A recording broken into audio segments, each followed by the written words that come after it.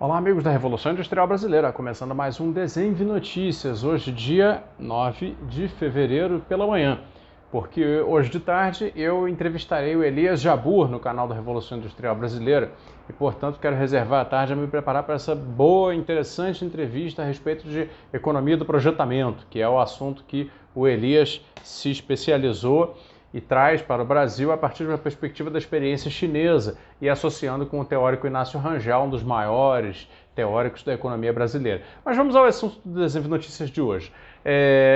Peço a você que já deixe o like, se inscreva se quiser, e o assunto hoje é o seguinte, a reportagem que saiu no Valor Econômico, agora hoje cedo, que diz assim, pressão inflacionária preocupa... E, você já deve saber do que vem por aí, né? Intensifica dúvida sobre o rumo da Selic, né? É basicamente o seguinte, é uma reportagem em que o jornal Valor Econômico faz uma entrevista com cada um daqueles depravados do mercado financeiro e perguntando a eles qual é a expectativa para a taxa de juros no ano, dado que a inflação voltou. E aí, gente, é um assunto que eu trato lá no meu curso de Jornalismo Econômico Fora da Caixa com muita ênfase. Lá eu destrincho de maneira muito detalhada, explicada, a associação entre essas coisas, mas que basicamente revela o seguinte, o pessoal do mercado financeiro já não aguenta mais o juro baixo, né? A taxa básica de juros, a Selic, no Brasil chama-se Selic, está em 2%.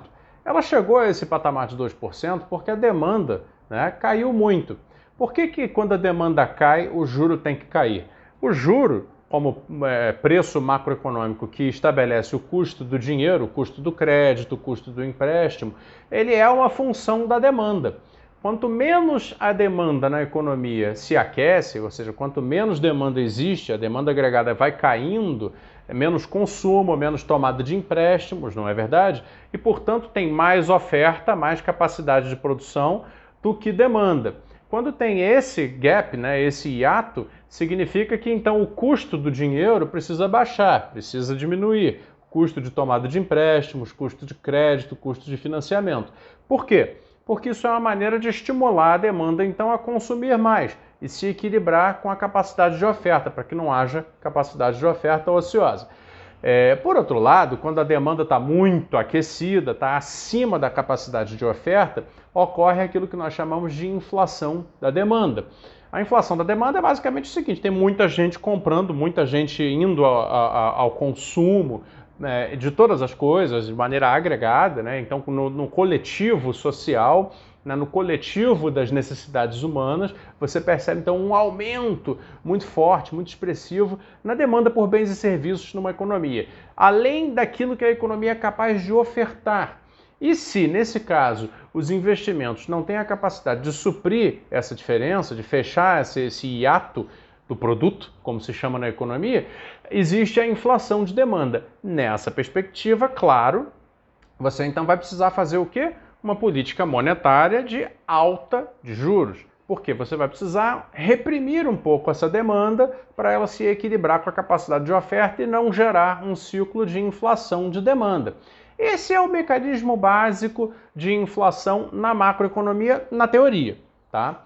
Ocorre que o que está acontecendo no Brasil hoje, que aliás é uma repetição de um ciclo histórico, né, que sempre nos acomete, ó, você percebe ele ao longo da história econômica do Brasil, pelo menos desde o século XX, e não é uma inflação de demanda. São pequenas e pontuais altas de preço, eu sei, não são tão pequenas em algumas coisas, mas são altas de preço pontuais que refletem a desancoragem, ou seja, a flutuação meio, né, exacerbada de um outro preço macroeconômico que é o câmbio. O câmbio, porque nós somos uma economia muito dependente, muito importadora, né, produz pouco daquilo que deveria produzir, etc, etc. Quando o preço da moeda internacional sobe muito, que foi o que aconteceu, ele tem impacto nos preços internos de determinados produtos. Além disso, né, nós tivemos no ano passado, em função da desorganização geral da economia, certas altas de preço em matérias-primas, em bens primários, que são aqueles que o Brasil produz. Ora, essa alta de mercados internacionais foi ainda mais lesiva, compõe mais a inflação registrada no Brasil atualmente do que o câmbio. Por quê? Porque aqueles produtos que nós produzimos, por exemplo, soja, O óleo de soja está caríssimo. Eu sei que está caríssimo. Esse óleo de soja passa a ser calculado lá na fazenda pelo valor que ele vai conseguir vendendo para fora do Brasil. E aí o cara vai dizer, bom, então para vender para dentro do Brasil eu vou parelhar o preço com o que eu ganho fora do Brasil. É a lógica econômica de uma economia primária, primarizada, dependente desse tipo de atividade. Né? Olha aí a associação dos problemas. Pois muito bem, dito tudo isso, fica aí explicitado, então, que a inflação registrada no Brasil atualmente não é uma inflação de demanda, nem poderia ser. A demanda está baixíssima. O país tem aí, se somar desempregado oficial com desalentado com informalidade, entre 20% e 30% de pessoas que estão na pior. Ou sem nenhuma renda, ou com pouquíssima renda, etc, etc. Muito bem, numa situação dessa vai haver inflação da demanda como? Se toda a indústria está com capacidade ociosa, se toda a oferta não chega a ser plenamente ocupada de todos os setores. Inflação de serviços, por exemplo, que é o maior percentual do PIB, está baixíssima, roda à base de 2%. Por tudo isso, a Selic ficou a 2% no ano passado, que é a mínima histórica, que é onde ela tem que estar. E aí, vejam, no início desse ano, aqui você vai ler o link aqui embaixo, os depravados do mercado financeiro, entrevistados pela mídia econômica depravada, começam a falar numa expressão que eu já começo a perceber que está sendo usada para ficar normal, para virar rotina no debate, que é a normalização dos juros. Então o que diz aqui é o seguinte, mercado discute quando vai haver o início da normalização dos juros. O pessoal está achando que os juros estão baixos demais. Aí você me diga, com a demanda como está, com a inflação pontual e explicada por razões que não têm a ver com demanda agregada, por que nós temos que normalizar os juros? Os juros já não estão na normalidade?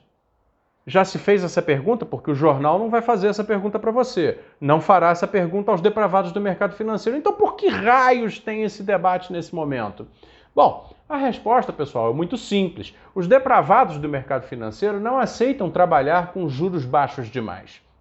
A gente sabe que no Brasil a taxa básica de juros, a Selic, é uma, e as taxas cobradas pelos entes financeiros, todos privados, bancos, corretoras, imobiliárias, cooperativas de crédito, etc., etc., são outras. A gente sabe. Porém, quando o Brasil ainda tem dois bancos públicos muito grandes e muito robustos, que é o Banco do Brasil e a Caixa Econômica Federal, de varejo, praticando juros mais baixos porque a taxa básica baixou, todo o mercado financeiro, esses outros de varejo, de atacado, de operações, de investimento, etc., acabam tendo que baixar também. Isso compromete a rentabilidade dos ativos financeiros dos quais vivem os depravados do mercado financeiro que agora falam em normalização da taxa de juros. É isso mesmo. O que está acontecendo nesse momento é um conluio, uma operação coordenada entre os depravados do mercado financeiro e a mídia econômica depravada que está a seu serviço para pedir ao Banco Central, que é quem manda nos juros, uma alta por chamada de normalização, alegando a inflação que não tem caceta nenhuma a ver com a razão pela qual uma inflação deveria fazer alta de juros. Percebem o mecanismo? Como existe uma dissociação entre o mecanismo econômico, o mecanismo de entendimento macroeconômico teórico correto e o mecanismo que é aplicado no Brasil, eles são dissociados de propósito e no espaço entre essa dissociação, entre os dois polos, o polo que poderia ser verdadeiro e o polo manipulado, existe um espaço vazio que é onde se gera a incompreensão na sociedade contra a qual eu me bato. E é por isso que eu estou aqui fazendo esse comentário, que já vai para quase 10 minutos, querendo dizer basicamente o seguinte: estamos passivamente assistindo mais uma vez uma tentativa dos depravados do mercado financeiro de manipular o debate econômico através de falsas premissas divulgadas como se verdade fossem, para forçar o Banco Central a elevar os juros. E querem saber a minha opinião a respeito? Eu acho que dará certo. Dará certo. O Banco Central certamente aumentará os juros e vai, então, trazer nova rentabilidade aos ativos financeiros dos quais vive essa galera aí, né, que é costumeiramente chamada de o pessoal da Faria Lima, por causa da avenida em São Paulo, onde ficam, né, as sedes dos bancos e corretoras que negociam os ativos financeiros no Brasil. Vai dar certo, eles vão conseguir normalizar os juros com base na inflação. Porque essa é a interpretação falsa, mas que está montada e de tantas vezes repetida. Você vai ver, isso vai ser repetido agora, não só nos jornais, como na televisão, vai ser repetido no comentário da Miriam Leitão, da Juliana Rosa, do Sardenberg, vai ser repetido por todos eles. Até o Banco Central, que está nas mãos de uma pessoa absolutamente, né, fiel aos princípios, que também são os princípios dessa gente, até que ele então comece a arrochar as facilidades muito insuficientes ainda de reativação da economia, porque com juros baixos tudo fica mais facilitado, é mais fácil para contratar trabalhador, para investir, contratar empréstimo, mais fácil para você fazer um financiamento e consumir, portanto gerar demanda, etc. Essas coisas que são benéficas para todos, não, essas não podem, no Brasil são interditadas. Por quê? Porque os donos da economia precisam manter o rendimento dos seus ativos financeiros em níveis que para eles são decentes. Só que a decência do rendimento dos ativos financeiros deles é a indecência da vida econômica do resto do Brasil. É nesse país que nós vivemos.